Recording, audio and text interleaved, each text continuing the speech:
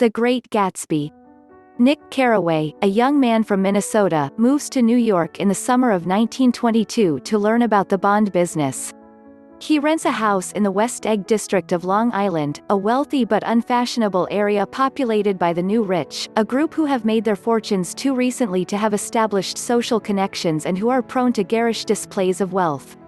Nick's next-door neighbor in West Egg is a mysterious man named Jay Gatsby, who lives in a gigantic Gothic mansion and throws extravagant parties every Saturday night.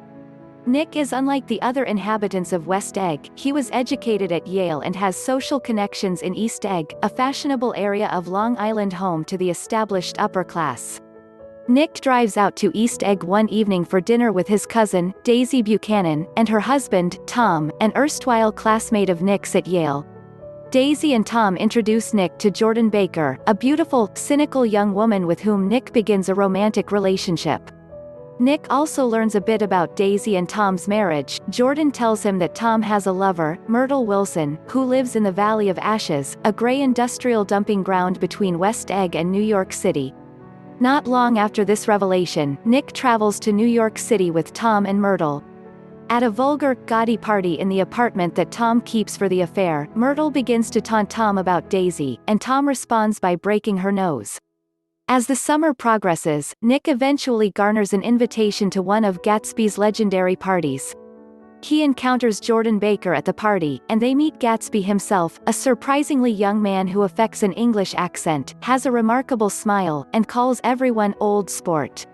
Gatsby asks to speak to Jordan alone, and, through Jordan, Nick later learns more about his mysterious neighbor.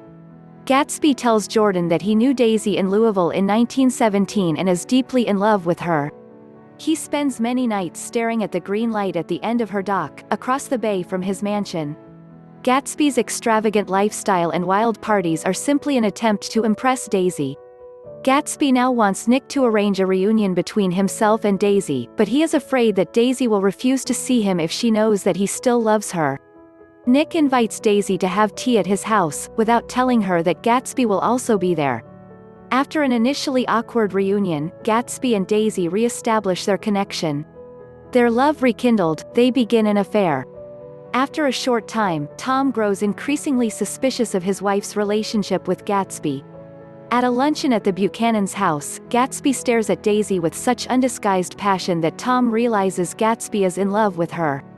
Though Tom is himself involved in an extramarital affair, he is deeply outraged by the thought that his wife could be unfaithful to him.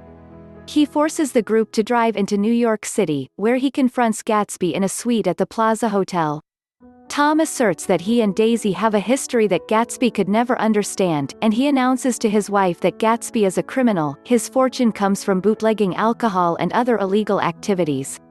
Daisy realizes that her allegiance is to Tom, and Tom contemptuously sends her back to East Egg with Gatsby, attempting to prove that Gatsby cannot hurt him. When Nick, Jordan, and Tom drive through the Valley of Ashes, however, they discover that Gatsby's car has struck and killed Myrtle, Tom's lover. They rush back to Long Island, where Nick learns from Gatsby that Daisy was driving the car when it struck Myrtle, but that Gatsby intends to take the blame. The next day, Tom tells Myrtle's husband, George, that Gatsby was the driver of the car.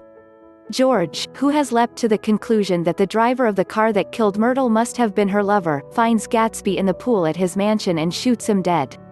He then fatally shoots himself.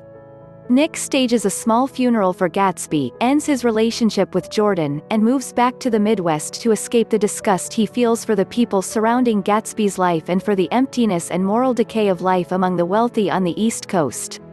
Nick reflects that just as Gatsby's dream of Daisy was corrupted by money and dishonesty, the American dream of happiness and individualism has disintegrated into the mere pursuit of wealth. Though Gatsby's power to transform his dreams into reality is what makes him great, Nick reflects that the era of dreaming, both Gatsby's dream and the American dream, is over.